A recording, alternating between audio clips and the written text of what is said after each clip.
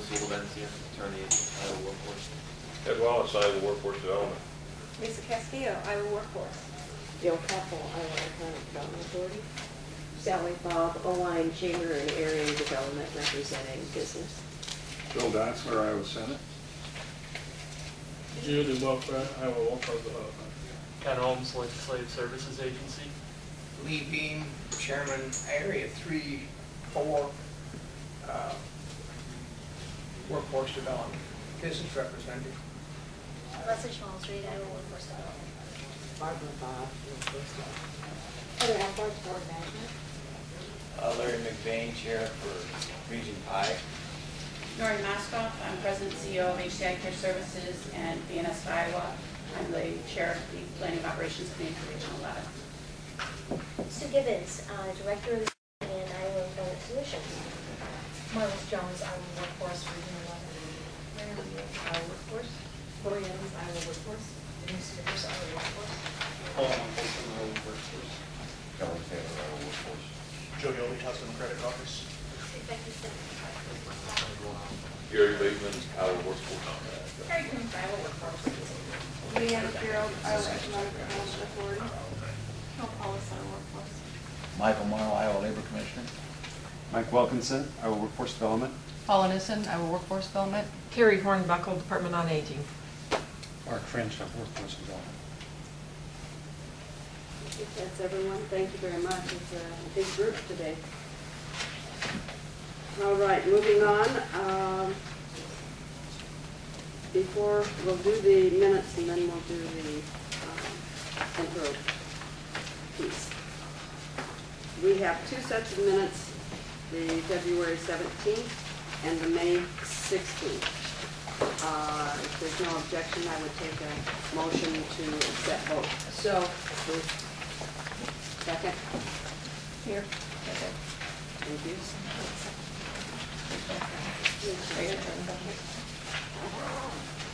Any corrections or additions? Hearing none, all in favor say aye. Aye. Opposed, same sign. Motion carries. All right, Mr. Morrow. If you'd like to come up here. Sure. Close to one of the microphones so that the people, I'm not sure, come up here. Would you please? Wherever you want. Sorry about that, but we Okay. have phone people. No, okay. Thank you very much. It's a privilege to be here today. Director Whalert wanted me to speak to you, and I think it's a good idea to speak to you about some happenings at the Iowa Division of Labor. And this basically deals with our elevator division here. We're holding some public input meetings across the state, and yesterday we had our first one in Crescent. And the reason for these meetings is to get public input. And we're talking about elevator and elevator safety. The Elevator Safety Board, which is a advisory board appointed by the governor, meets on a monthly basis, discuss elevator issues and elevator variances. And one of the things they've been working on for a long time is a section of, it's called the American Society for Mechanical Engineers, which makes recommendations on elevators across the country. So you have national standards for safety everywhere. Just like you do with cars, you have certain requirements, and requirements to be consistent across the country. And Iowa has adopted most of those except for one standard, which is called A17-3. This deals with older elevators. And the reason we're talking about older elevators, we're talking about 1960s, 1970s.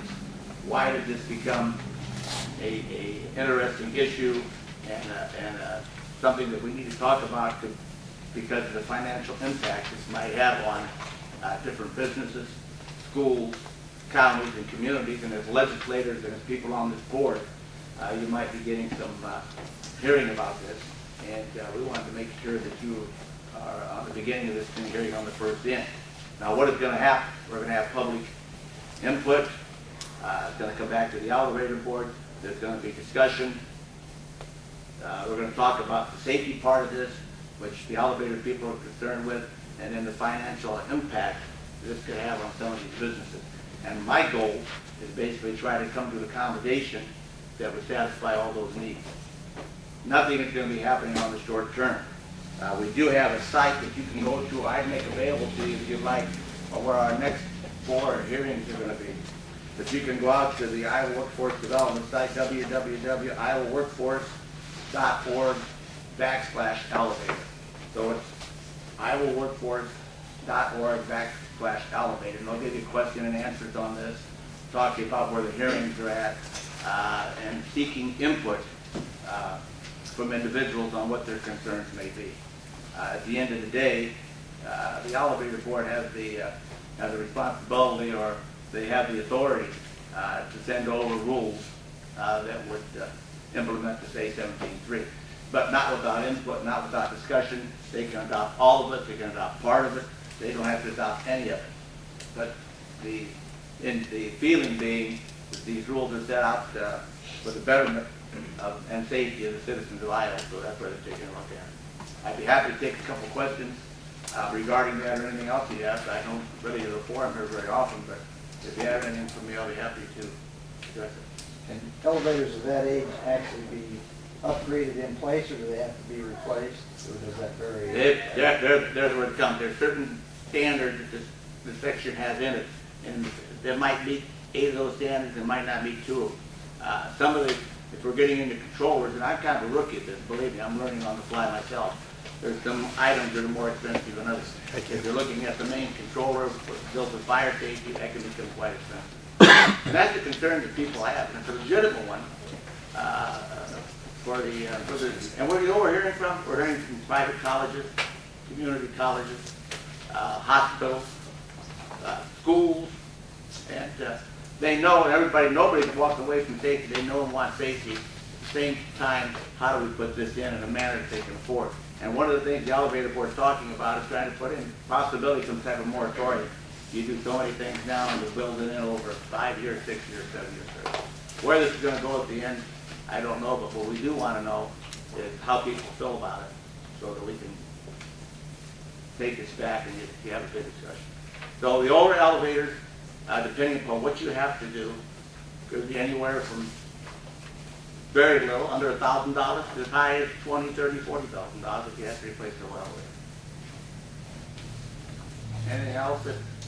And all the folks have been notified that these are... Yes.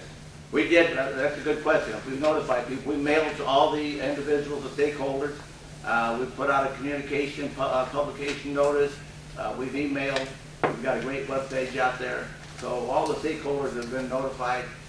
4 more meetings left. The last one will be in Des Moines in October. I think we have one in Fort Dodge. See if I can find those meetings for you real quickly here. We have one in Fort Dodge next week.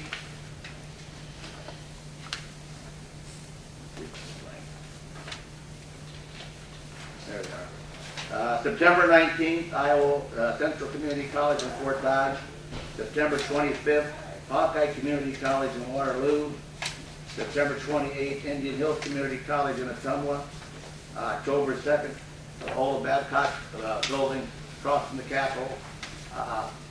They're all, the meeting times are, and you might want to go on the webpage to get this. In Fort Dodge, it's at 1 o'clock, September 19th. In Waterloo, it's at 1 o'clock, September 25th, Hawkeye Community College, room 107A. September 28th, 1 o'clock, Indian Hills Community College, room 122. And then October 2nd, the Ola Babcock Miller building, which is right across from the Capitol, and that's at 10:30 in the morning, room 310. And if you get feedback and questions from constituents or people, report them to us, and we'll try to do the best to educate them on this. Again, I would tell them nothing's finalized, nothing's going to happen in the short term. We're seeking input, and the elevator board wants to make a proper decision, weighing everything in together. So that's where it's at. But you could get some questions because of the financial impact. Is there a relationship between upgraded safety and insurance rates? I would assume there would be. It only makes sense. I'm just talking. I would think so. But I'm just speaking off the cuff here. So, but the elevators that we're talking about are old. We're talking 1960s. Yes, Representative. Mike, this is Ron Jorgensen. Were there any incidences, or has there been across the state involving these elevators? we have not had any major incidences. We've been very fortunate in Iowa with elevated safety being very, very good. You know, the one incident that I can recall, and this is before I was here, but I think most of us recall it, was at Iowa State University a few years ago, where some kids were basically horsing around, and an individual got pushed through an elevator door, and that was about as serious as you could get. They lost their life there. But any instances that we have out there now outstanding with elevators, no. For the most part, we've been very fortunate in this state, in the area of elevator safety. Thank you. All right. Other questions? Thank you very much. I Thank appreciate you. your time. Thank you. Thank you. Moving on. We'll start, I guess, with Lori and Barbara for the review of the integrated workforce plan. We'll call on Carol and Leslie. First off, we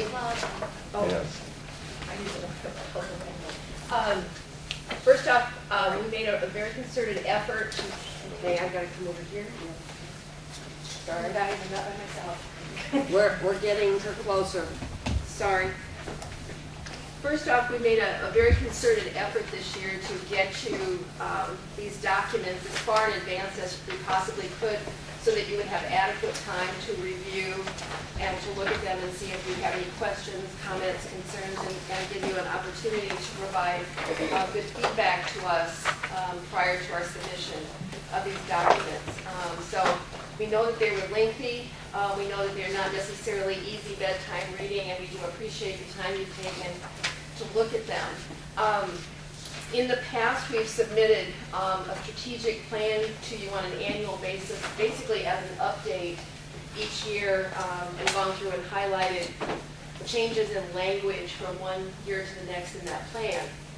The Department of Labor made a significant change this year and called upon us to submit an entirely new 5-year strategic plan, which involved doing a massive rewrite, collecting a lot of information and a lot of data, and I want to thank Leslie Schmalzberg for taking that on. We appreciated her putting other tasks aside so that she could give it her full attention, because as you can see when you read it, there's a massive amount of research and data that she collected, and I commend for putting that together in a way that I found readable.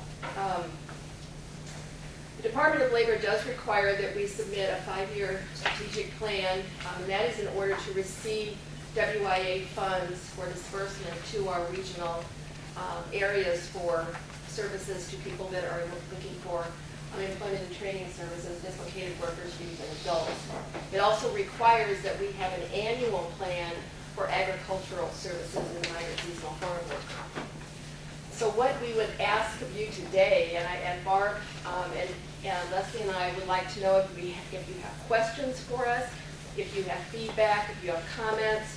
We did receive some comments from Rita Grimm, some typos. You know, it is inevitable. The more we looked at it, I think the more our brains just started to see things. And so we know that there are probably some typos, and there may be some grammatical or punctuation changes that we need to make. But if there's any questions or clarification or additional information that we can provide, we will make that. And then it is posted on our agency website for public comment. It's been there for about 2 weeks. After we make any additional edits, we'll repost it for an additional 30 days. But it does need to be submitted to the Department of Labor by September 15th. Barb, is there anything else I missed? Okay. Leslie, anything you'd like to add about how you went about putting this together? A lot of it came, as you can tell, directly from Governor Branstad's initial goals and proposals, and his document that he actually posted in January of 2011, talking about his 5 strategic goals. So that made it easier for me to then better understand what he was wanting to see, since it is his plan, but also recognizing from Director Whaler that these 2 were the goals that we had as a department been learning and understanding and getting into the depth of with the various metrics and various new initiatives. So that made it easier to go back then and look at some of the economic development strategies and initiatives that have been redesigned or are brand new, such as the STEM initiative and Skilled Iowa, and then also from our own department annual report, being able to pull, and I think some of the most important information that we had was the partnership between Iowa Workforce and Iowa Economic Development, and the reports that were just released in January of this year, the statewide as well as the regional. So for us as a state to actually put the plan together, there were already a variety of resources that I could refer to and pull from, and recognize that we then had the governor's vision and mission in place, I believe, as well as for Director Whaler and what we would then want to move forward with WIA. So it was fun. I mean, it was fun to rewrite something from a 5-year perspective, knowing that we already had so many things that were being jump-started and we could highlight. So I hope that those would be some of the goals and some of the vision for the board as we were actually compiling. I apologize too, we have copies of the plan, if anyone, the board received their plan, but there's people in the audience that did not. Steve, I'm sorry. Well, I've got a correction and some recommended additions. Let me just pass these around. Steve, could you send those to me, because they're electronic, we can put them, you know, it'd be easier than retyping and Yeah, inserting. absolutely. Would you like our document? If we just edited the document, you want to just, they just give that to you? You can just give it to us. I didn't. And we could give you a clean copy back. Yeah, and most of them are simple typos Yeah. or grammatical or, you know, it's Sure. just missing. The one thing I would say, as far as readability goes, and maybe ease of use, the footnotes were a little bit different. It might be the lawyer and me, I don't, you know, but there was, they were very compartmentalized. So there would be a listing of one section and then you would start anew the next and you would even be repetitive. So I would maybe ask that we use a typical presentation format, so that there's a continuum and even more so that you would link to the documents that are referenced. So if I am reading this and I want to read the governor's initiative, it's easy for me to find it instead of doing Google searching. It's a prompt for functionality. I agree. I've got a couple of abbreviations in there that are not spelled out, and I'm searching and not finding. Trying to dig out. Yeah. Well, Dee, if I could just run through these quickly. Yes, please do, Steve, thanks. On page 4, there's a reference to the $25 million request that came from the governor and the EDA for the High Quality Jobs Program. The Iowa legislature appropriated $15 million, not the full 25. And I've referenced that with the appropriations bill number and section with respect to that. And then on page 6, I think this is, you know, pretty much what I really wanted to add into the discussion here. Clearly did a nice job of picking up the governor's recommendations and proposals over the last couple of years. What I didn't see was some of the great work that the legislature has done in the last 2 years with respect to the entire workforce development arena. And I just think as part of a comprehensive integrated workforce plan that these particular programs and investments should be represented in the document as well. Those include the 2 statutory programs that were created 2 years ago by the legislature. One, the Pathways for Academic Career and Employment Program, and the Gap Tuition Assistance Program. During the last legislative session, the legislature appropriated $2 million to support the Gap Tuition Assistance Program, which is designed to provide tuition assistance through our community colleges to individuals enrolled in non-credit short-term skill certificate programs, which I think we all understand is one of the most viable ways to get low-skilled, low-income adults onto a skill-building pathway. The legislature also put into place the statutory framework and $5 million of funding for a new skilled workforce shortage tuition grant program that I think we'll be referring to as the KITTY grant program as we go forward.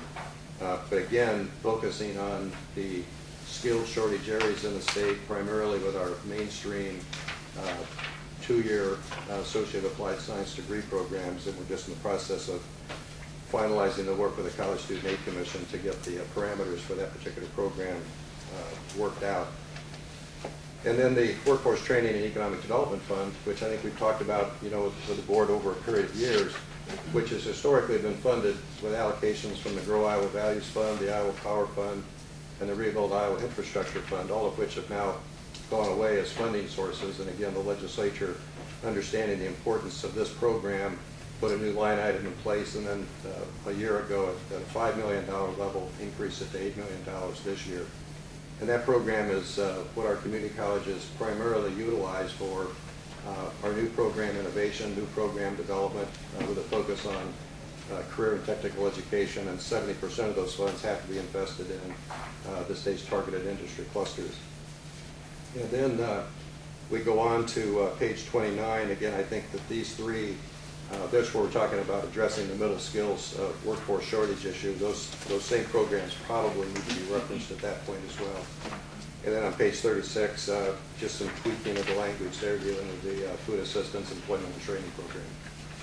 So those are just some of my comments. I also noticed in a few places still used the term Department of Economic Development. Tried to catch that, EDA. Yeah. We'll deal with that next. So any questions regarding these recommendations? Yeah, they're good suggestions. We could have them electronically, Steve, it'd be Okay, really easy right. to cut, paste, and then drop them into the document. I appreciate the obvious attention you spent reading us and submitting those. Just great suggestions. Thank you very much. Can you tell me about the 8 million, the 5 million, 8 million increase?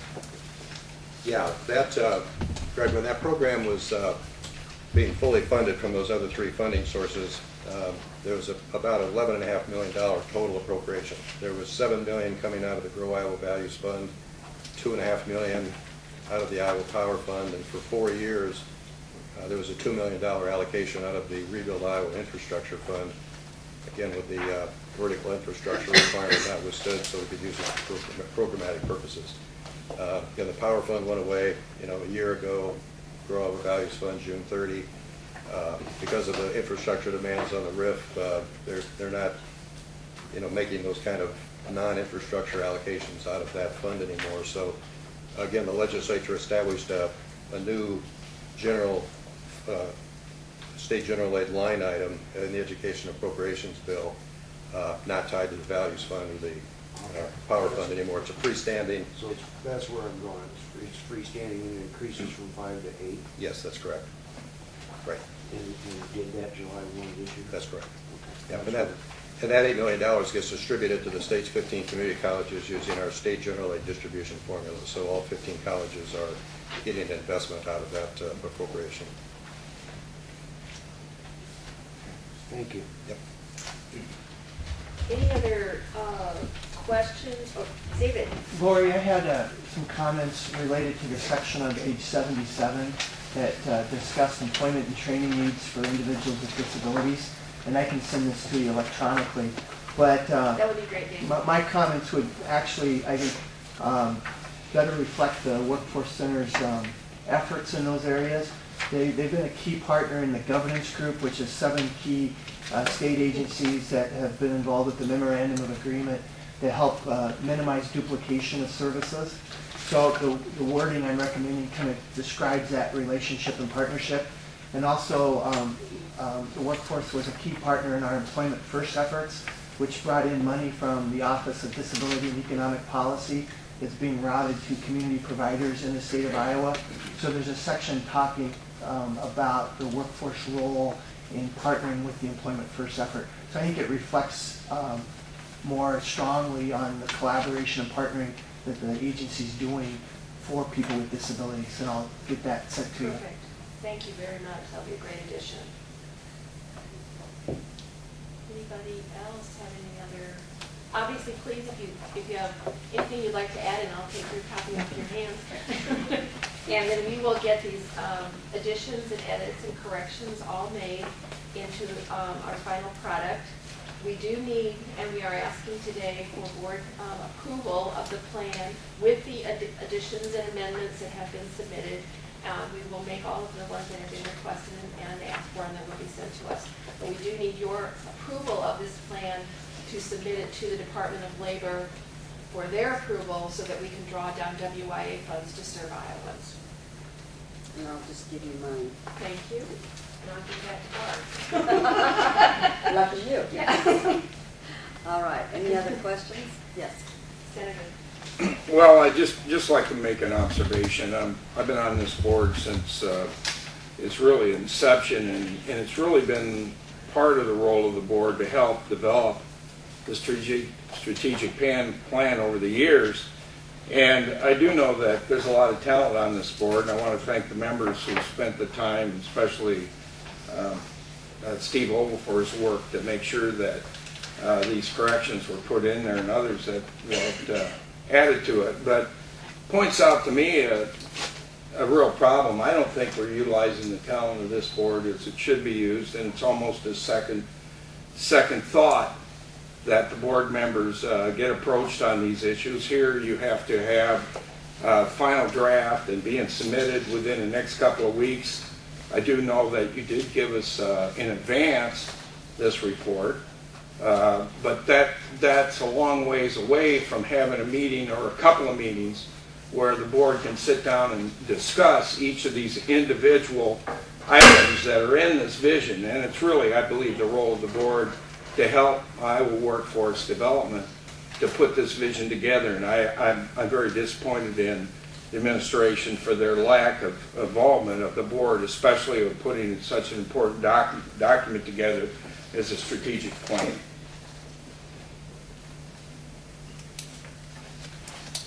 Other comments? I would entertain a motion to accept as amended. I'll offer that. Thank you. Second? I'll second the motion. Thank you, Rita. Oh. Thank you. I need a nameplate. If I hear no other suggestions, all in favor say aye. Opposed, same sign. Motion carries. Thank you very much. We will get all of you a copy of the amended plan. We'll get to you electronically and in hard copy after your preference. The second, Go right ahead. okay. The second document we offer for your consideration is the annual report of the Workforce Investment Act for program year 2011. Welcome, Senator. Let's run over there. Come on up, Carol. Again, this document we made every effort to get to as far in advance as possible. This is a compilation of annual reports from all of our workforce regions that outline the activities of the previous program year and how they served Iowans. I found it especially gratifying myself to read all of the success stories and see how people have bettered their lives, bettered their situation with the help of our regions and the services that are available to them through the Workforce Investment Act. Again, this is one of those documents where you read it, and you send it, and then you see might be a typo there. So if you, I know from Rita Grimm sent us a couple that we missed. We will get all of those fixed. But I would defer to Carol and Barb to talk about how this document is put together. Well, each region across the state is asked, we request of them to give us progress, the different programs they've implemented, their successes, failures, challenges throughout the year. So this really is just a report of everything that's happened under the Workforce Investment Act throughout the year for the adult disabled worker and youth programs. It's by region. So with the exception of some editing, most of this, with the exception of the front part, are their words. Questions, comments? If you looked at the performance attachment at the end, you will see that Iowa met all their performance measures this year, with the exception of the employment credentials for the dislocated worker. And that's kind of a little guilty thing, because we have an OJT NEG grant. Typically, if a person receives OJT assistance, they have to come out with some type of nationally recognized credential under formula funds. The NEG did not require the credential, but we as a state wanted to ensure that all the on-the-job trainings that we did under that grant were successful. So we required that they were co-enrolled in the formula program. So that caused us to not meet that credential. When the grant in and of itself was successful, Department of Labor will be able to recognize that. And if we move to the common measures next year as requested in the integrated state plan, the credential no longer becomes a performance measure. So I think they did really, really well this year in meeting all their performance measures.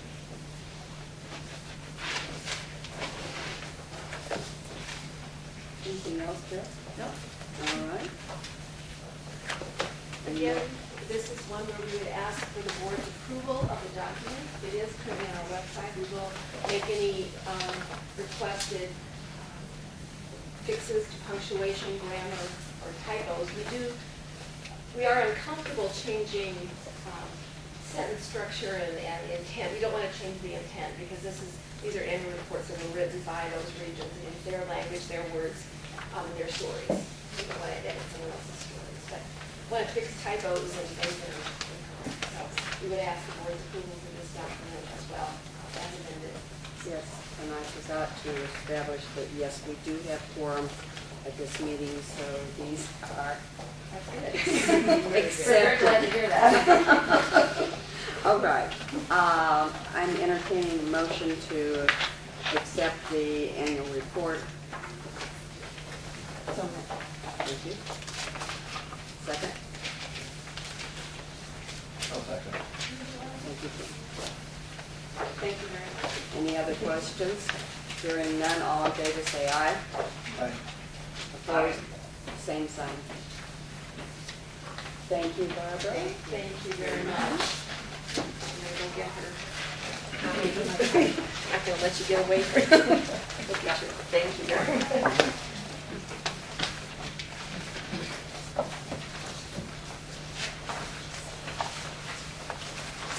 Moving on to agenda item with a request from Uvalde County for a boundary realignment. We have some folks here from the region that are involved in this. We have Larry McBain, Region 5 Workforce Investment Board Chair. Okay, come up here, please. Welcome. Thank you.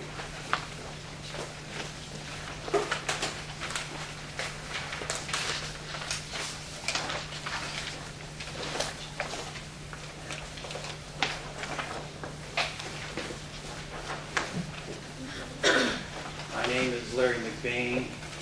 I live in Belmont, Iowa. I'm the chairperson for Region 5. This is my second term as chairperson for Region 5. I've been on the Region 5 board since 2000. In Region 5, the office is located in Fort Dodge, representing these counties: Buena Vista, Pocahontas, Humboldt, Wright, Hamilton, Webster, and Calhoun County. These are basically rural areas. The largest metro center is Fort Dodge.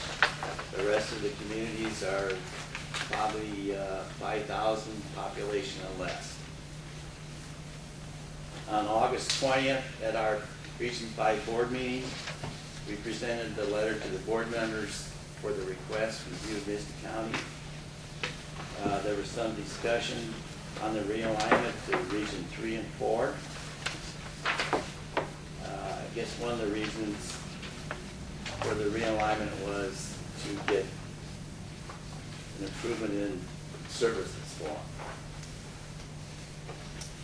some of the board members' comments were that will possibly affect Region 5 is funding and staffing for Region 5 if Buena Vista County moves into Region 3 and 4, which I think are valid questions to ask. As I understand, this board makes that recommendation to the governor for the realignment. That's my understanding, That's correct? At our board meeting also, there was one of our board members, CEOs, is from Buena Vista County, and yet we asked him some questions. One of the issues for the realignment was transportation issues, which means that they feel they were closer to the Spencer office than they are the Fort Dodge office for the clients, which is true, geographically. And a second comment that he made was the shopping patterns was more to the Spencer area than it was to the Fort Dodge area because of location. And some of the other issues that he did bring up was because of non-speaking English clients. As I understand, there's possibly 15 different languages in that community, which is a lot for any community. And also the legislature closing offices that had dramatic impact on Storm Lake. I understand why. I mean, that it's a money issue. It wasn't anything that anybody's done wrong. It's affected a lot of communities throughout the state, not only Buena Vista County. And also in some of the discussions, I understood that Buena Vista County, at the time the closing, they wanted to, or they did, hire a private company to do the service of helping the clients, and it didn't work. That's my understanding. And I don't know why it didn't work. I didn't ask. They said it failed. You know, I'm sure the people who follow me, they can answer that question for you. A year ago, in August, the meeting was held with Iowa Central representatives, the president, vice president, people from the Storm Lake community, and a person from Fort Worth's office to brainstorm and try to solve some of the issues that the Storm Lake community was having. And basically, I think that just sort of fell through the cracks because of funding again. There was no grants, state or federal, to help them out with that. And my understanding was the brainstorm was going to have a mobile unit go into the community and 2 or 3 days a week and help the clients. That's my understanding was that it was more a money issue, and private enterprise didn't quite understand the needs.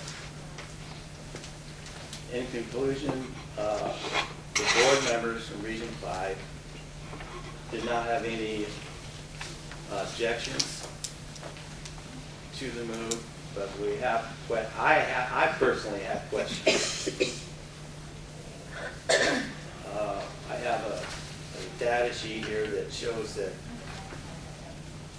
out of the counties in Region 5, Buena Vista County had the lowest unemployment rate. That was the year 2011 to 2012.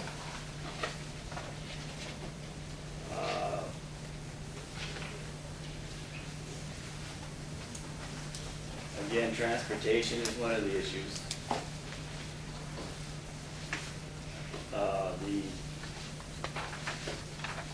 I'm hoping that with the county, with Buena Vista County, one of the reasons they want to move out is because of the closing that took place.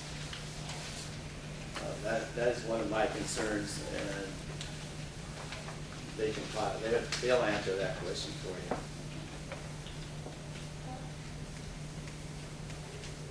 And as far as driving distance, I personally, to go to Fort Dodge to meetings, I have to drive an hour. So to me, that's a moot point, the distance. Well, be that as it may. That's basically my personal. I'm neutral on the issue. If Buena Vista can answer some of these questions that I arose or spoke to, we have no problem. I'm sure as a board you will probably see the same thing that I saw. Yes, sir. Do you see any downside to Region 5? They move out, is there any negative impact or neutral on it? So that would tell me there probably is no real negative impact to. The only impact, my concern would be is if funds move with the county and staffing moves with the county, because they're in Region 5, we are understaffed like everyone else. That's our concern. And the object is obviously to serve the clients. This isn't about me or you, it's about the clients. They need the service, they need the help. And if it means going to Spencer for that office, go for it. I have no problem. That's all I have.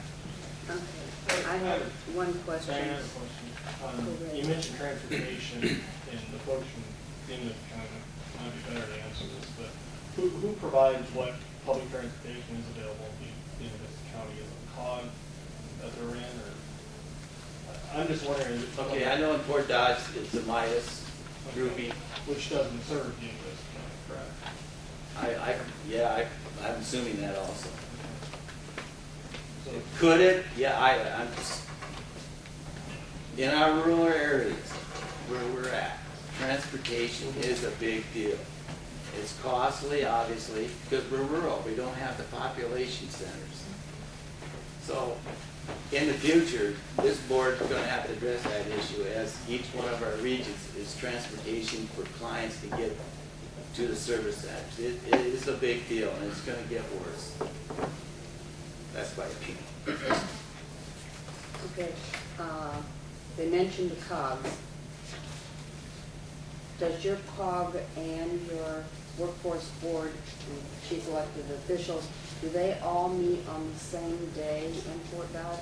Not that I know. They don't couple them together. Okay. In our new plan that we're all working on, transportation will be one of the issues that's going to be discussed. So you'll look at that. Absolutely. potentially. Absolutely. Okay. And the COG that services Storm Lake, is that a different group or a different area than what the present Yes. setup is? Yes. So they're split, that the COG goes one way and the workforce development goes the other. Okay, thank you. Other questions? I'm sorry. No, go ahead. Sorry. I am the regional chair in Northeast Iowa, and I'm looking at this, and our region is one of the largest regions in the state. In fact, I think it is. It's up in Region 1. But I see, on your side of the state, I see Buena Vista being very close to Spencer. And that's what you're saying, and I see that. I do. I understand that because that's a trip for these folks to Fort Dodge. It really is. Yes. And it is about serving the public. Yes. But you're getting, the people from Buena Vista are going into a large region when they move, if we Right. so vote. Right. That is going to be a larger region for Buena Vista to be a part of. And I understand they were part of that region before, Okay. and the legislature realigned it, and they came back, or they put it with Region 5, that is correct. Now why, I don't know why. Now, I think it's important in the discussion to know that a person can go to any one stop and receive service. Right. So people can go from any county and go to Fort Dodge, or go to Spencer, or go to Dubuque, or go to Des Moines, or go to any of our one stops, and nobody is refused service. So it's a matter of what personal preferences are, but in the discussion, you should not think that people are actually turned away, because that does not happen. If a person from Una Vista goes to Spencer, they're served just like if they went to Fort Dodge. Correct. Tracy, do we have any data on where the people being served out of Venus County currently are getting their services? I mean, are more going up to Spencer now and accessing services than going down to Fort As far Dodge? as hard data, I don't have that, no. It's just, I don't think we have that data, because, a person can go both places, actually. Today, I might be in Spencer visiting my parents that go in to do some work on a resume, and tomorrow I might be close to Fort Dodge and want to do something there. And so, of course, the information is a lot of it is electronic, so it travels with the people. We did bring some labor shed data in your packages that describe kind of the economics of these two areas. And if you'd like to hear something about that, Paula is here. She's a labor shed expert that gave you all the information on the economic flows of the two regions. And maybe after the presentations are made, Paula can talk a little bit about what the economics of these geographies can add to the discussion. What kind of services do we have? What are the differences in the services between Fort Dodge and Spencer as far as language?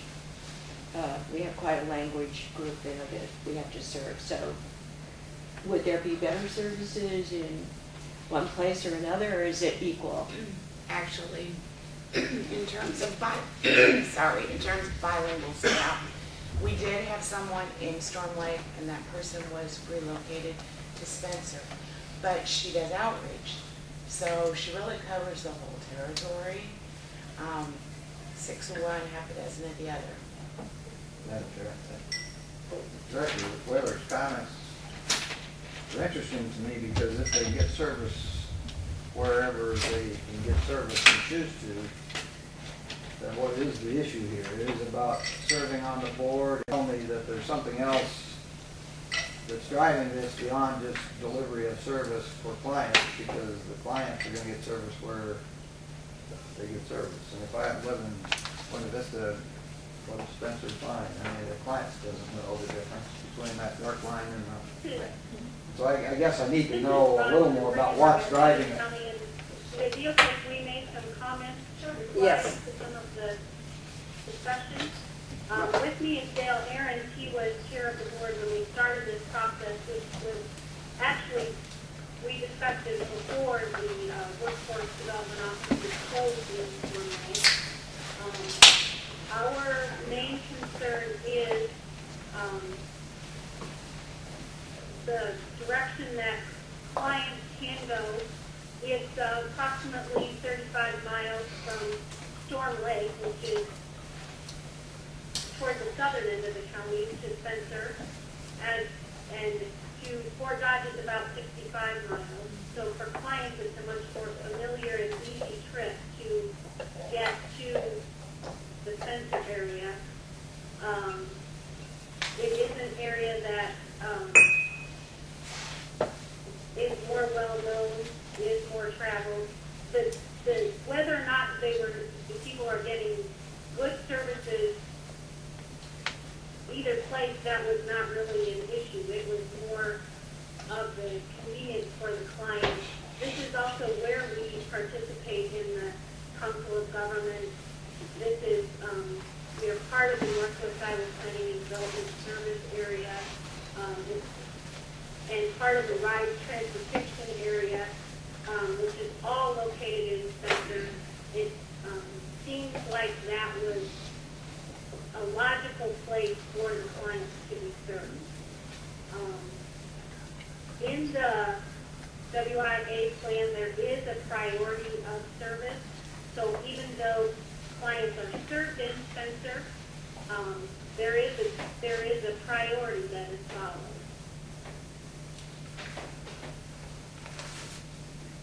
Would you like to explain a little bit on the priority claim?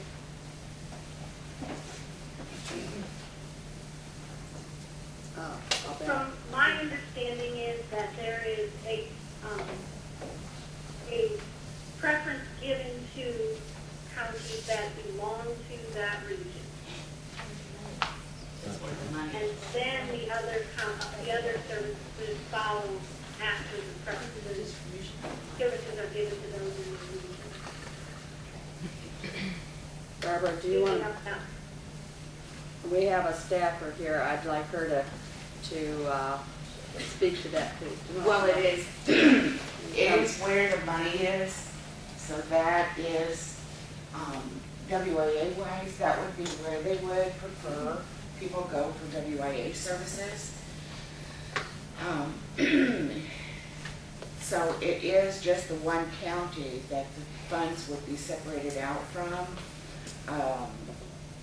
They do have a more stable staff in 3-4.